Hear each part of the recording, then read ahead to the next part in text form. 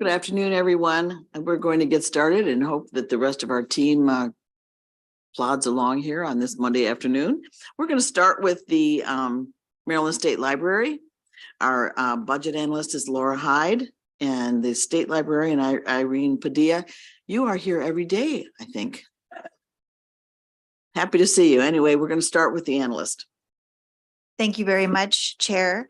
And my name is Laura Hyde. I'm the analyst for the Maryland State Library Agency. We're starting on page 1 with the budget summary. The MSLA's fiscal 2024 budget increases by $2.6 million or 2.7% to almost $100 million. This increase is primarily attributable to mandated increases in library formula funding, which I will discuss shortly. Turning to page 2. This is the overview of agency spending. MSLA's allowance in the fiscal 2024 budget includes $51 million for public library aid, which is slightly more than half their budget. Retirement aid receives $22 million or 22% of the budget. The state library network receives a similar amount, $21 million or 21% of the budget. And MSLA's administrative allowance of approximately $5 million makes up the remainder of this allowance. Turning to page 3, Exhibit 2, this is the proposed budget. This exhibit shows changes in MSLA's budget from fiscal 2023 to 2024. These increases are primarily for formula funding, which total approximately $2.2 million. These increases are slightly offset by a net change in operating expenses and the completion of a project to install new software for the library for the blind and print disabled. Turning to page 4. Under personnel, in fiscal 2024, MSLA has an allowance of 32 positions, which is one more position than in fiscal 2023. Even though this chart shows 2 vacant positions, MSLA reports that 1 position has been filled. MSLA's new position is for a communications manager, which the agency hopes to fill by October 2023. Turning to page 6 under key observations, this is Exhibit 3. MSLA's recent audit found that the agency didn't have a memorandum of understanding with the Library for the Blind and Print Disabled. However, both entities have since executed the MOU. So DLS suggests that MSLA comment on how the MOU responds to concerns identified in the audit. Now looking at Exhibit 3 under library programs and attendance, this graph shows that in fiscal 2021 and 2022, library attendance decreased as a result of library closures. MSLA reports that because the reporting for this measure is delayed, it does not reflect increases in their attendance later in calendar 2021 and calendar 2022. Due to this reporting delay, DLS suggests that MSLA comment on this measure. Turning to page 8, this is Exhibit 4. This graph shows that from fiscal 2021 to 2022, the total number of digital materials in Maryland libraries decreased slightly, and the number of digital materials accessed by patrons increased to 1.5 million items. Both acquisition and access to digital materials is expected to increase in future years as changes in the publishing industry favor digital materials. Moving to page 9, this is Exhibit 5. From fiscal 2021 to 2022, the Library for the Blind and Print Disabled materials accessed and patrons served both increased. The library reports that with their move to a new customized borrowing system, it expects significant growth in the number of materials accessed by patrons in fiscal 2023 and 2024. MSLA does not have any recommended action, so DLS recommends concurring with the governor's allowance. This concludes my presentation, and I stand for questions. Quick and easy. Good job. Come on up to the table.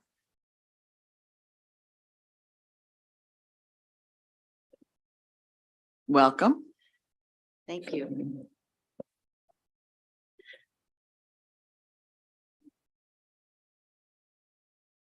Good afternoon, Chairperson King and members of the committee. I'm Irene Padilla, the Maryland State Librarian, and yes, I have been here a lot. And after crossover day, I think I'll be here a lot more. I am joined by Tamara Sarnoff, Director of Public Libraries and State Networking, John Owen, Director of the Library for the Blind and Print Disabled, and Donna Liberto, Chief Financial Officer. And it's really a pleasure to be here today And I thank you for your ongoing interest and support of Maryland libraries. We are here, of course, to support the Maryland State Library Agency's operating budget. And I want to begin by thanking Laura Hyde for all her thorough research and great communications with us. She keeps in touch throughout the year, and we really appreciate your understanding of what we do, Laura. You have our written testimony, so I won't reiterate all of our accomplishments after being established as an independent agency just 5.5 years ago. However, as you are aware, the agency was able to quickly distribute over $3 million in ARPA funds. And I wanted to give you a little bit more information about that, how we use that funding. We received $3 million, 3.4. We opened it up to all the public libraries to ask for what they needed. They asked for $10 million. So we had some hard choices. But we're proud to report that the funding helped address one of the biggest issues Maryland libraries face, and most agencies do, digital equity. Prior to the pandemic, many residents relied on their public libraries for access to computers and the internet.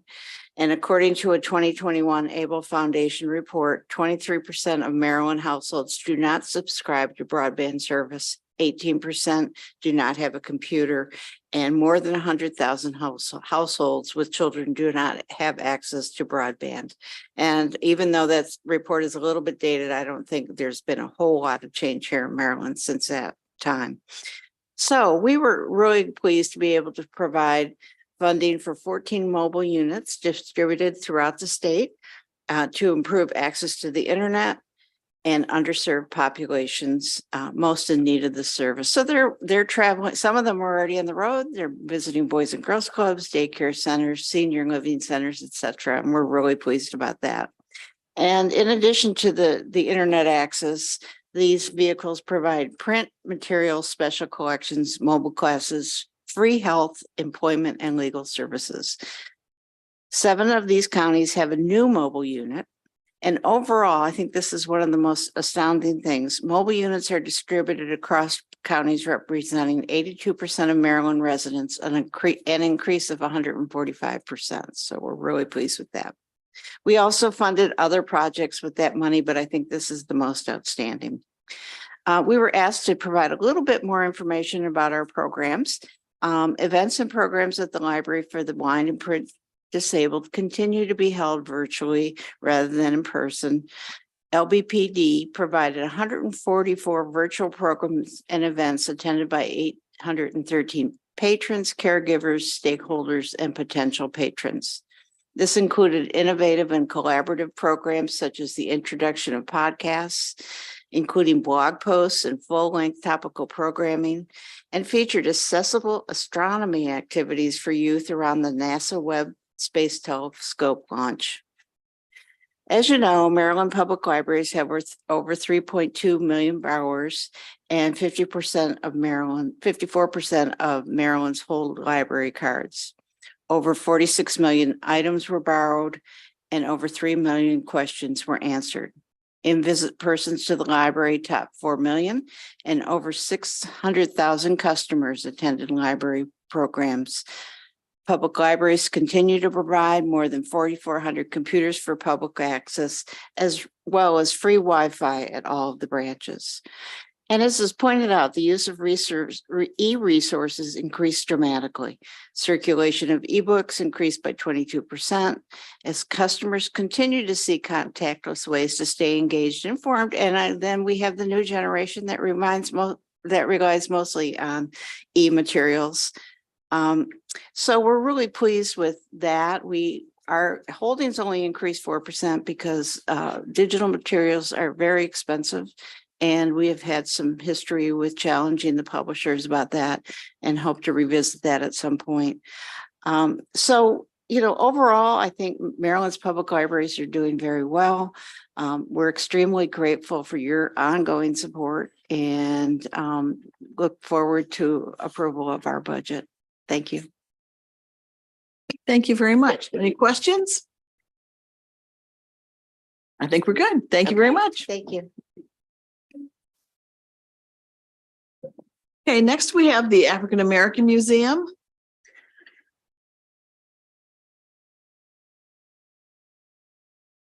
The analyst is Samantha Tapia.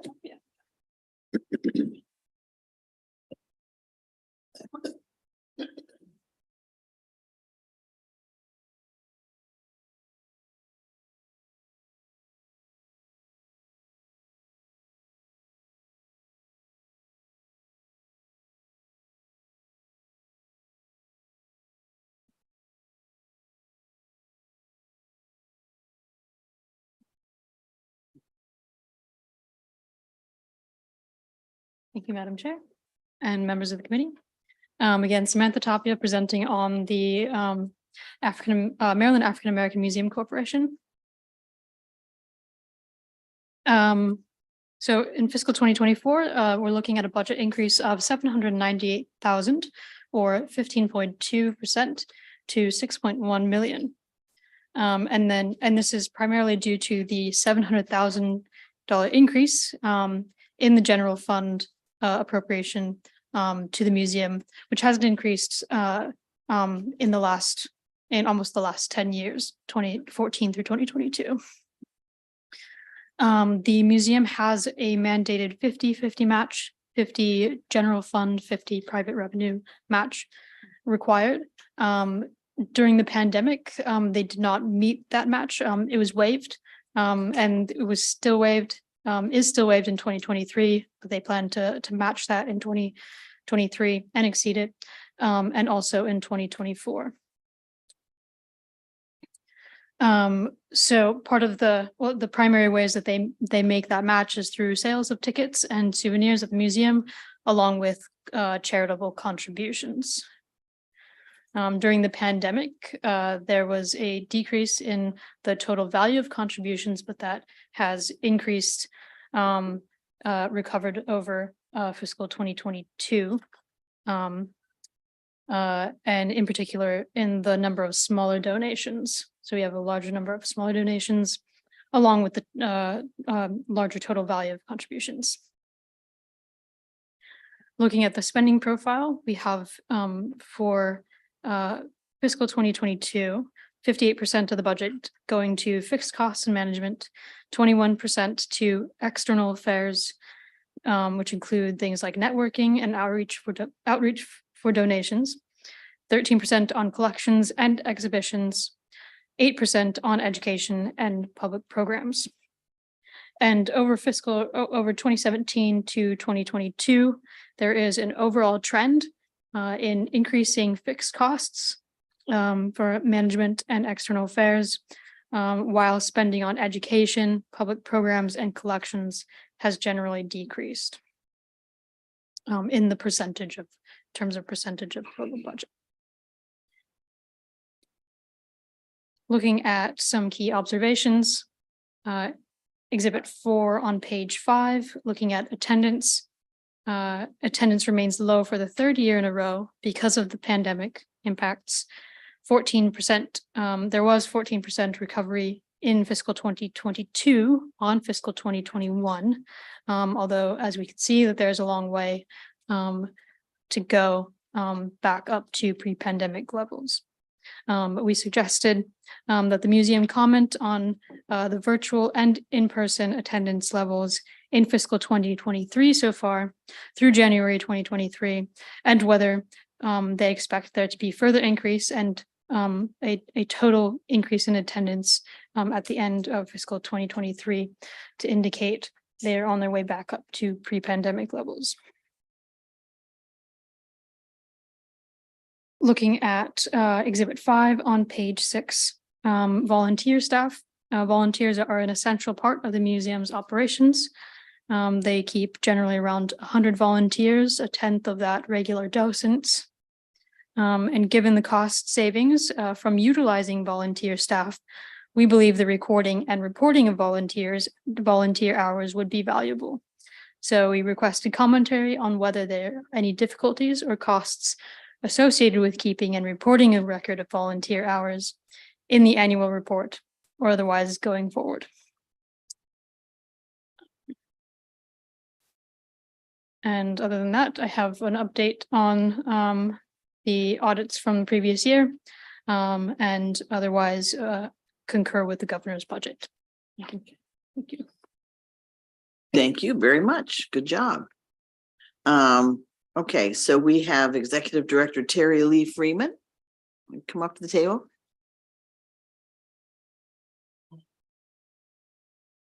Welcome. Thank you. Good afternoon. Chair King, thank you for having us here, and Samantha, thank you for your analysis. I am Terry Freeman, the Executive Director. I have with me on my left, Rachel Graham, who is our Director of External Relations, and I have our Director of Finance, Carla Gaskins.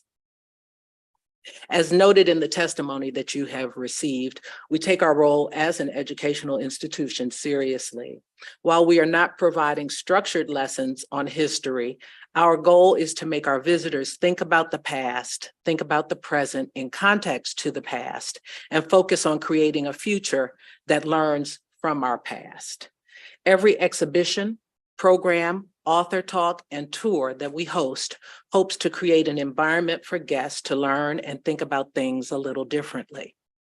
I tell our guests that they should leave the museum differently than they came into the museum. During fiscal year 2022, we are most proud of the completion of our 5-year strategic plan that will provide a North Star for our activities going forward. The plan emphasizes the need for us to focus internally to present our best self externally. The crown jewel of the Lewis Museum is its permanent history exhibit, which opened in 2005 with the opening of the museum. The history reflected on those walls reflects the history of African Americans throughout the state. However, as noted in our strategic plan, it is our intention to do a major renovation of the permanent gallery to open a refurbished exhibit in time for our 25th anniversary in 2030. Currently, with the support of federal funds, we are preparing a new installation that honors the memory of the 38 known lynching victims in our state. We are committed to creating an installation that tells the history of lynching, as well as reflects the modern day lynching that occurs in communities through mass incarceration, limited access to economic opportunities, and quality education. During fiscal 22, we hosted 4 exhibits: Tell Our Story, a tribute to Robert Houston; Bodies of Information, Understanding Slavery Through the Stearns Collection; Men of Change, Power, Triumph, and Truth; All on the Court, an installation by Crystal Seawood. Fiscal 2022 saw the continued necessity of virtual programming due to lingering COVID-19 concerns. In partnership with Kaiser Permanente, we hosted an excellent program focusing on equity in education that included the presidents of Morgan State, Coppin, UMES, and the provost of Howard University. We also hosted a virtual Kwanzaa celebration and a virtual MLK Day celebration. To illustrate the difference, however, between January 2022 and January 2023, this year's MLK Day was a full day of on-site programming that included a discussion of Dr. King's book, Where Do We Go From Here, Community or Chaos?, a dramatic performance and discussion of the play, Don't Bother Me, I Can't Cope, a musical presentation of protest songs, and a discussion of criminal justice reform. I'm happy to report that the museum had lines at the welcome desk throughout the day, with a steady stream of guests, some that stayed for the entire day. From a financial perspective, the museum has primarily utilized the state funding to support our overall operations. In 2022, the museum increased staff in all of its departments. Change is inevitable, so we continue to hire staff to provide the best service possible to our guests. And in 2022, we successfully matched the state contribution of $2 million. As we move through 2023, we are seeing an increase in our earned income. Our contributed income is lagging in 2022, lagging 2022's income, but we view that primarily as timing, especially since our spring gala is not until this May. We are optimistic that 2023 will also be a year of progress for the Lewis Museum, and we thank you for your continued support. I would like to just address the 2 items that Samantha listed in her report. The first had to do with digital programs and attendance. We are seeing increased attendance for every month with the exception of 2 in fiscal 23, and that was July and September. Every other month in this fiscal year, we have outpaced last year, and we expect that that will continue. As far as the digital programming goes, that's down slightly, but I think that has everything to do with us coming back into real life. So many people want to be in the museum, but we will continue to provide digital programming because it does increase the breadth and the reach of the museum's activities. The second point that she mentioned was about volunteers, and our volunteers really do help expand our very, very lean staff. And so we are working closely with our volunteers. In fact, anticipate within probably the next 2 months of having a volunteer meeting. And we just recently had 17 docents go through training for our new exhibit, which is called Afrofuturist Manifesto, Blackness Reimagined. And we're really excited about all of the docents that we have. I will say that our docents tend to skew a little older. So during the pandemic, they dropped off some for health reasons, which makes total sense, but they're back with a vengeance now. So we are really excited. And you do think that the attendance will be back with a vengeance? I mean, there's quite a difference there in the number of visitors. It dropped precipitously, and some of that was the closure of the museum during 20 and 21. Okay, all right, that makes sense. That makes sense. So we'll see. The proof will be in the pudding this year. Exactly. Right. I don't think that we're going to be necessarily at full pre-pandemic levels in 23, but I definitely think we're going to see an increase. Great. We'll look forward to hearing about that next year. Are there any questions, Senator Benson? Thank you for your testimony. Sure. Of course, I visited the museum on a number of occasions. Tell me, what are we doing to really advertise? What is your public relations? Do you work with the churches, and tell me what you all are doing because that was such a significant drop in the number of people who were visiting the museum. 53,000 to 19,000. Yeah. And I understand the pandemic. I truly understand that and the closure, but I'm just trying to figure out what can we do to help with the public relations? Are your churches involved? Sororities? Do we have everybody, Lottie, Dottie, and everybody involved? Yeah. So thank you for that question. I have been at the helm of the museum. I just celebrated 2 years in February of this year. And one of the first things I did when I came in was to hire this lady here as Director of External Relations, because honestly, and I said this to the board, we think that everybody knows who we are and that we don't have to do any outreach. But that's not true. And we found that as we did our strategic plan. So now we release a weekly newsletter that goes to a very broad list of people, including here in the state legislature. However, we did find out that there's a problem sometimes with you all getting our communications. We get blocked. There's a firewall. But yes, we are including sororities, fraternities, women's groups, men's groups, and churches. And this year, in fact, our gala, one of our honorees is Bishop Walter Thomas, and we expect from New Psalmist, and we expect that will engage the faith community significantly. But yes, it has truly been a priority for me. We've been getting a lot more media coverage recently. Early on, we were getting nothing at all, and that has an impact as well. So we are finding ourselves more covered in the media. We're doing outreach, not just to those groups that you mentioned, but also other nonprofit organizations, just to let them know. And the other part of it is, the exhibits that you have. If people don't think that there's anything new to see, there's no need for them to come. But when we add these new changing exhibits, it increases our participation. So again, I don't think we're going to see, we're not going to see 40,000 people come through the museum this year. But I definitely think we're going to be in the 25,000 range. Yes. Yes, we had events at the museum almost nightly during CIAA, and we were a part of the local organizing committee. Absolutely, it did.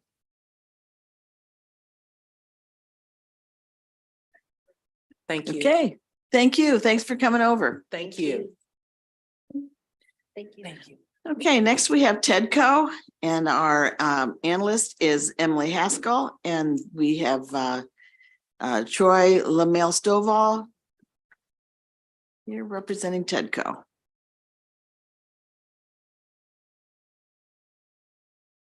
No rush, no rush.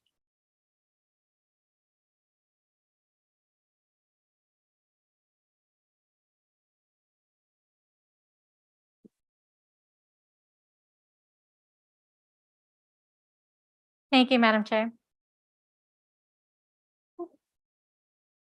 Again, my name is Emily Haskell, and I'm presenting the operating budget analysis for the Maryland Technology Development Corporation, known as TEDCO. You'll see in the operating budget summary on page 1 that TEDCO's fiscal 2024 budget increases by 15.4% to about $60 million. General funds increased by $15.5 million or 40%, mostly due to funding for the Maryland Equity Investment Fund. This was established by Chapter 391 of 2022, and the fiscal 2024 allowance includes $10 million in general funds as a one-time funding to capitalize the fund. Federal funds decreased by $7.6 million for the state small business credit initiative, which I'll discuss further in a minute. Exhibit 1 on page 3 shows TEDCO's fiscal 2024 allowance. You'll see that the Stem Cell Research Fund is TEDCO's largest program, accounting for a little more than a third of the allowance. On Exhibit 2 on page 4, this shows the changes from the fiscal 2023 appropriation to the fiscal 2024 allowance. As I mentioned at the top, you'll see the largest change is for the Maryland Equity Investment Fund. Below that, mandated funding for the Builder program also increases by $1.2 million to a total of $6.2 million. Below that, you'll see there's a new mandate for the Maryland Makerspace Initiative program. This was created by Chapter 322 of 2022, and funding is mandated at $1 million annually from fiscal 2024 through 2028. Below that, you'll see the Maryland Innovation Initiative funding for this program, which funds the commercialization of research at our universities. Funding for this initiative increases by $2.5 million to a total of $8.3 million. And just beneath that, you'll see there's new funding, $1 million for the Maryland Equitech Growth Fund. And if we jump ahead, I'll talk a little more about that. There was language in last year's budget bill that restricted funding for TEDCO to study the establishment of an Equitech Growth Fund. The study included recommendations for developing the high-tech industry in the state with a focus on inclusion for underrepresented groups. House Bill 781 and Senate Bill 699 would establish the Maryland Equitech Growth Fund in TEDCO, as well as a commission tasked with developing an inclusive long-term strategic plan by July 2025 for growing the state's innovation economy. As shown in this chart, the legislation would provide $250 million over 5 years. The funding would be used for both physical infrastructure projects as well as workforce development initiatives. And you'll see in fiscal 2024 in the chart, this shows $15 million in fiscal 2024. However, this is proposed by the legislation. The fiscal 2024 allowance includes just $1 million in general funds, and TEDCO plans to use this initial funding to convene the commission, as well as conduct feasibility studies or small pilot programs. DLS recommends making the $1 million in funding contingent on the legislation establishing the Equitech Growth Fund in TEDCO. Next, I'll turn to the State Small Business Credit Initiative, or SSBCI. The American Rescue Plan Act provided Maryland with nearly $200 million in federal funds for the SSBCI program. This funding will come to the state across 3 tranches, and expenditures are expected from fiscal 2023 to approximately fiscal 2030. The Department of Housing and Community Development is the lead agency in the state for Maryland's SSBCI funds, but DHCD has allocated $50 million out of Maryland's $200 million to TEDCO. And Exhibit 6 on page 10 shows how TEDCO plans to use this funding across its social impact, seed funds, and venture capital programs. The fiscal 2023 appropriation includes $11.7 million in TEDCO for the SSBCI program, and the fiscal 2024 allowance includes $4 million.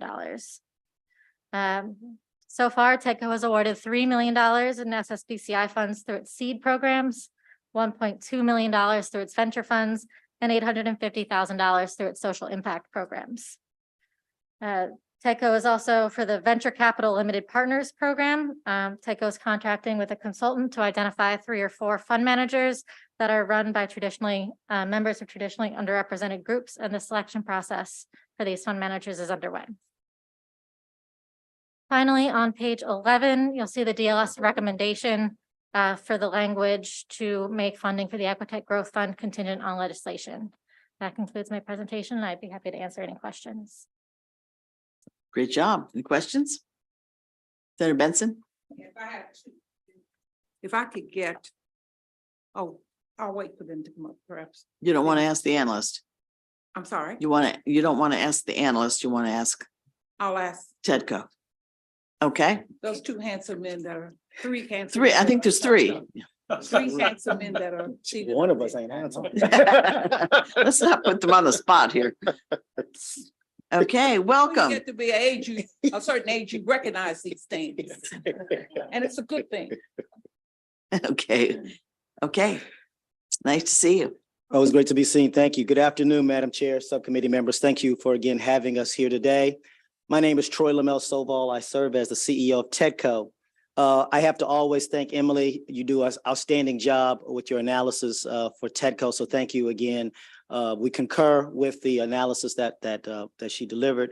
Again, want to thank you all and all the legislators for your historic support of TEDCO and Governor Moore and his support of his current budget. If I may, Madam Chair, I'd like to do a couple of intros, if I may. First of all, we have you'll hear me talk about a little bit more, the Maryland Innovation Initiative, which is our initiative with the 5 research institutions. Our chair, the chairwoman of that, Renee Winsky, is here. Renee, there she is. She's here. We have the very. I must say that Renee has been around a long time. See, I was going to leave that. I was She's going to been leave a- that comment out, but that's, I was going to leave that one out. Yes, nice to see you here anyway. We have the very talented leadership team here at TEDCO. If I could just ask them to wave their hands, they're here. And the most important guest for me, ma'am, is my son Langston Stovall. Langston. He is a first-year student at High Point University. Went to DeMatha, honor student there, an honor student so he's shadowing me as opposed to And going he to the came beach. here willingly today? Well, he came here. I'm just checking. I wouldn't add the willingly part, but he came here. So thank you for that. So again, thank you all for your support. Just a little history lesson here. TEDCO this May will be 25 years old. 25 years old. And so for those 25 years, we did a study about a year and a half ago. Over those 25 years, we've shown that we've had over $2.5 billion of impact to the state of Maryland. I'd also tell you that right this moment, we have about 30 staff members, full-time staff members at TEDCO. But over the course of those 25 years, we've hired about 160 some folks. If you do the math, just do the math on that over those 25 years, that's $100 million a year that we brought to impact to the state of Maryland. But if you do it on an employee basis, that's $15 million a year that each $15 million per employee has brought to the state of Maryland. So we think we're a pretty small and impactful organization that you have that's brought economic impact in technology and life sciences. And we've done that by touching multiple parts of the ecosystem. You'll hear in a little bit about our Maryland Stem Cell Commission, which touches medical researchers to really help them understand how to bring innovation to a number of diseases, particularly things like sickle cell, diabetes, hypertension, and cancer. You're also going to hear from our Maryland Innovation Initiative and the work that they do with our 5 world-class research institutions, and they do in bringing our research from the labs into the marketplace. But you'll also should know that that Maryland Innovation Initiative is also working with our comprehensive universities. And frankly, on my earlier today, I actually spoke to all the USM presidents talking about the work that we're doing in developing a pilot with Frostburg and Bowie State. How do we take that MII concept and take it to our comprehensive institutions? We touch every county in the state through our Rural and Urban Business Innovation Initiative, where we're really stitching together that local ecosystem to make sure that those entrepreneurs in those local ecosystems know all the access, all the resources they have, not just from TechCo, but across that county, across that city, across that area. We touch every single federal lab here to help bring those research that's happening in those federal labs and bring it out and bring it beyond the gates and bring it into the commercial space. We touch underinvested communities that have not been touched through our marketing and investment efforts, which has led to, over the last several years, we've done almost 100 deals. Of those 100 deals, more than half of them have been to an enterprise led by a woman or someone of color, and more than half the money has gone to an enterprise of someone led by a woman or someone of color. We're very proud of that. When you've taken into account that nationally, venture capital goes to less than 2% of enterprises started by a woman or person of color. And last, we invest in our team. I mentioned the 30 people. We are intentionally investing in our team, both in their personal professional development, as well as their personal development, as well as the technology that exists at TechCo in order to make them do their jobs and help us do the ecosystem. So as I close and then introduce our friends here, we live by our core values. We have core values, 5 core values of accountability, collaboration, integrity, respect, and stewardship. We live by them. They're not just words for us. We really live by them, and we use those to continue to invest in the ecosystem and do the work that TechCo does for the technology and life sciences industries here in the state of Maryland. So thank you again for your support. Thank you. I'm here to answer any questions, but before that, I think I'm gonna let my friend Jim speak, and then I hope you have him down. Jim Buck, Yes, that's it. got you down. I have Brad Hennessy. And I have Aaron Shelton, All right, and I have Suzanne Duffy. there we go. Hi, thank you for having me. I'm representing Medcura, a Riverdale headquartered biotechnology company. Actually, it's a biosurgery company. We spun out of University of Maryland back 8 or 9 years ago with a goal of developing something that nobody in the world has ever been able to develop. And that essentially is a completely novel way to stop bleeding in surgery or in trauma and combat. And it's been a roller coaster ride, as it normally is for a med tech company trying to do something nobody else has ever done before. It's tough. Yeah, it's very exciting. And we've come to the point where we felt that we were right on the verge of breakout. And this was dating back to a year ago now, let's say. And yet the market for venture-backed companies like us raising money, it's a tough market out there. But we have a very promising technology, a terrific team from all around the state, medtech leaders. And it was TechCo that stepped up, recognizing this technology and this opportunity. And Troy and his team stepped up to make a pivotal investment that then many others rallied around. And we ended up closing a $6.75 million round in December, 30% oversubscribed, which that's great. But TechCo stepped up before the most important moment in our company's history, when the FDA granted a breakthrough device designation to us just a few weeks after TechCo invested. Now, the game's completely changed for Medcura. Now we're one of the hottest companies in biosurgery. TechCo stepped up when we were still wannabes. And it's made all the difference. Now we are a company that the whole world is looking to. Super exciting. And we're very indebted to the support that TechCo has offered us. By the way, first breakthrough device designation the FDA has ever granted to a surgical hemostat technology. Thank you. Talk about your product. Oh, well, the product is we're going to be treating a spinal surgery, and it's a tricky bleed, because when patients bleed in spinal surgery, the blood goes into the spinal canal and it coagulates and causes all kinds of neurophysical, pretty significant issues. Our product stops that bleeding, does so without swelling, which is the reason why we got this breakthrough device designation. So now, instead of patients having the risk of paralysis because of the use of the existing technology, now surgeons are going to be able to treat that bleeding and prevent those neurophysical issues that are inherent to spinal surgery, at least in the current world, before our approval. Very exciting opportunity to help a lot of people. So thank you. Thank you. Thank you all for providing a time and to give my testimony here on behalf of TEDCO. So I'm Brad Hennessy, CEO, co-founder of Next Step Robotics, a University of Maryland, Baltimore spin-out.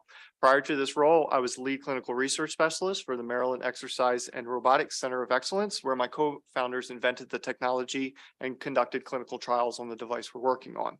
Our technology is provided to address foot drop, which is a chronic condition often caused by stroke, in which patients can't lift their toe while they're walking, causes toe dragging and slips and falls and things like that.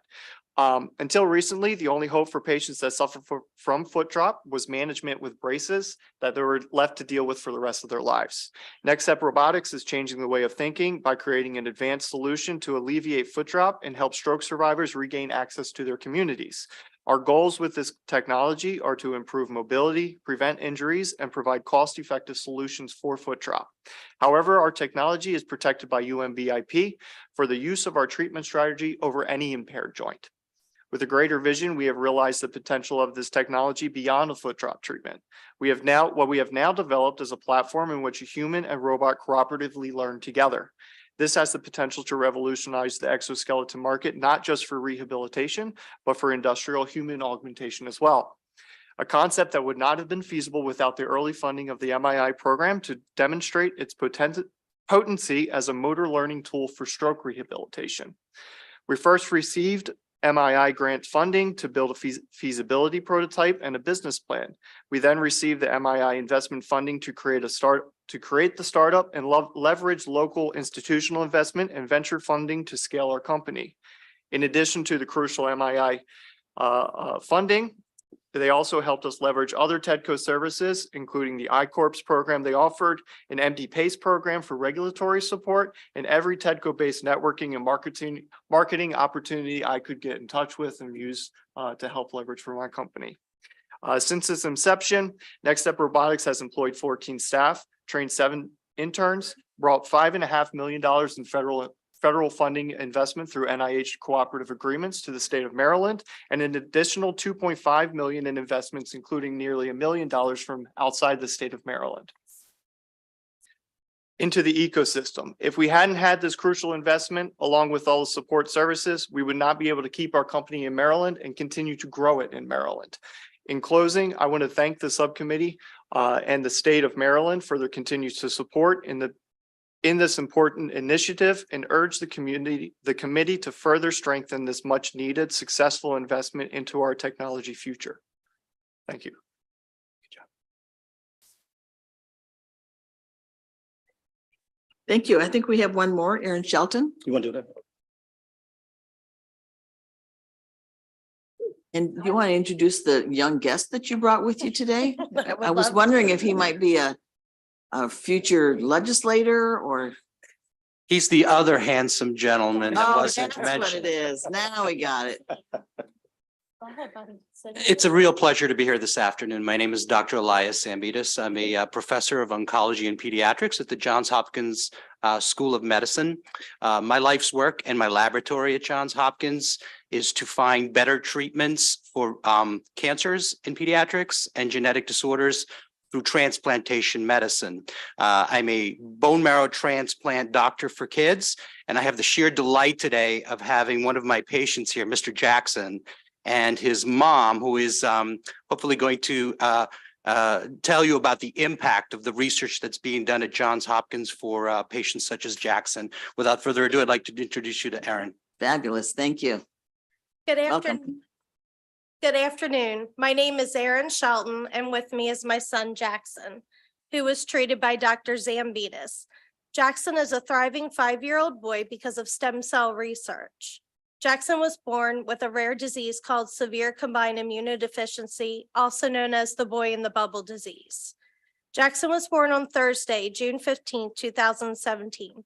It was one of the best days of my life. The usual tests were done at the hospital for newborns, including the heel stick test.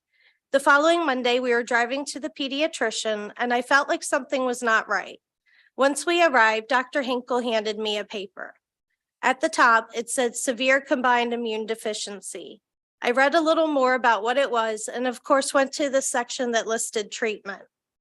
The same day, Johns Hopkins Immunology Department contacted our family. The doctors were already discussing a treatment plan and the precautions that needed to be taken to keep Jackson safe. Once he was diagnosed with which type of SCID, Be the Match was contacted in hopes to find a bone marrow donor. Jackson was very fortunate. He had a few matches. At 3.5 months old, Jackson was admitted to the hospital in October of 2017. We were admitted a week earlier than expected because he had fungus growing all over his body. His immune system was already beginning to fail. Jackson needed to become better before we made him worse with chemotherapy. On October 20th, 2017, Jackson began his new life with the doctors and the help of a young lady from Germany who donated her bone marrow. In 2022, Jackson rang the bell during his last visit with Dr. Zambitas. The bell was such a huge step in our lives, finally 5 years cured. Jackson is a healthy, energetic, and intelligent child. He loves camping, going to the beach, and riding roller coasters. He lives his life just like any other child. Stem cell therapies are vital and important for curing life-threatening disorders. Jackson is a prime example and living proof of what stem cell research can do. I want to thank the state of Maryland, Hopkins, and MSCRF for supporting stem cell research. Without the support, I would not have Jackson, and many other children would not be with us today. And it's worth every single penny we spend, Thank you. for sure. Senator Benson, any comments? I get very excited when I see children. I'm telling you, I am so pleased with that baby. I don't know what to do with myself. Look at him. A #1 prize, our future. There are 2 questions that I wanted to ask. Troy, could you answer these questions Yes, for ma'am. me?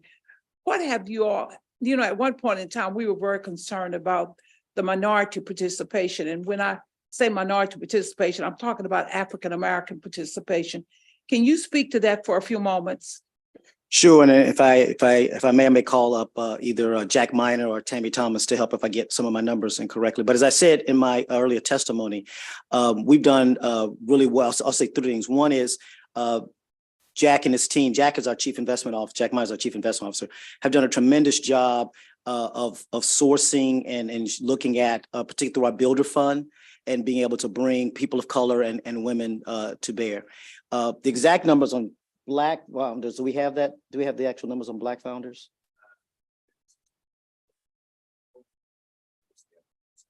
Right. So with the builder, yeah. So we're looking at most of the builder funds are to people. They're always to people of color. But I'll get you the exact number in terms of Black. Breakdown of by, because actually it's one of the data points that we haven't done as great a job of tracking some of the demographics, and that's some of the things we got to do better at. So I'll admit that. But that said, as I said in my earlier testimony, more than half of our dollars have gone, of all of our deals, have gone to someone of color, and more than half the dollars have gone to someone of color, of a woman-led enterprise.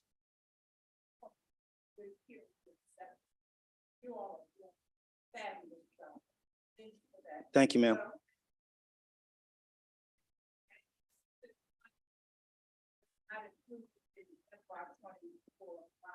Is there any specific needs that you can think of that we need to be mindful of as a committee? Yeah, and I just want to go back to your first question. I will answer that. I didn't say the other thing that we've launched here in the last year or so. We've launched what we call an urban business innovation initiative.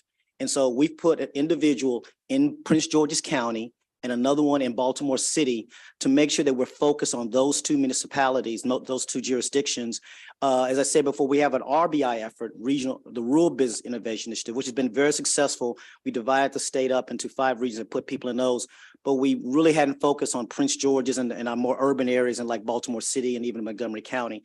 And so we'll eventually make our way to Montgomery County. So we have an individual whose job it is to help identify those entrepreneurs that sometimes are outside the ecosystem and make sure they're connected into the ecosystem. And then also make sure the ecosystem is connected in a way to serve those entrepreneurs, particularly those entrepreneurs of color and women.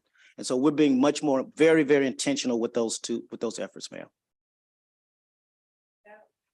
Available? No. So let me answer your question. So let me go to your question.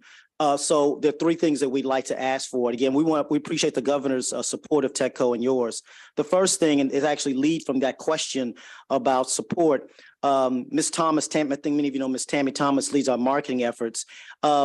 She's done a tremendous job, but frankly, not a lot of resources to reach these communities that have been underinvested, these both rural and urban markets that we've not historically have been exposed to TechCo. And we've done a tremendous job in that, and that's shown in the numbers that I just mentioned. But we've been doing that using our own resources, and we don't have the scale that we need. So we're asking for 1.5 million to make that happen, to really scale that effort. So that's request 1. Request 2, you've heard about Maryland Innovation Initiative. They've been around for 10 years, ma'am. Their budget has stayed the same for those 10 years. And so when you start thinking about like some of these med tech and life sciences areas where the scale is just essential, we can sit here and tell you we aren't the first dollar in, which is what MII should be, the first dollar in. We're not the first dollar in for some of these opportunities because they can go somewhere else because they can get a bigger check. And so for that, we did ask for 5 million for that. The governor, he gave us 2.5. So we'd like to finish that up and get the other 2.5. So that fund would be a little over $10 million for MII. The final and the last one is I just mentioned our data needs. We really need to move to a more data-driven organization, not just to help our friends like Mr. Buck here, but we want to actually get ahead. We want to help him see the horizon before the horizon shows up for him. And we also want to see that horizon for ourselves. And so we call it our business intelligence system. And so we've asked for 600,000 for that. We do have 3 for that. So we'd ask for the other 300,000. So just in summary, 1.5 for marketing, another 2.5 for MII, and another 300 for our business intelligence systems. So thank you, ma'am. Thank you very much. I think that does it for this panel. Is Suzanne Duffy here? Did she want to testify? No? Is there anyone else that needs to testify? We're good. Thank you very much. Thanks for coming over. Thank you. And committee, this is the last of our subcommittees hearings. Today is the last one. Yeah, imagine that.